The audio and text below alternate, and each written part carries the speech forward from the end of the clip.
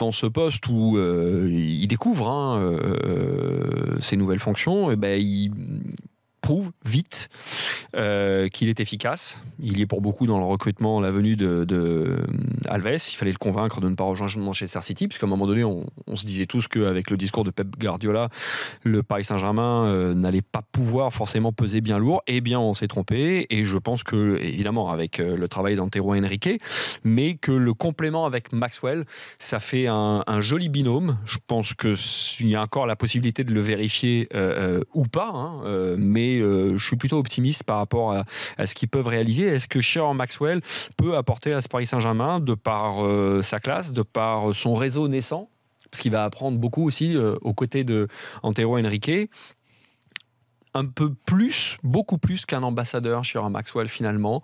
D'ailleurs, c'est pas sa fonction. C'est pas sa fonction, mais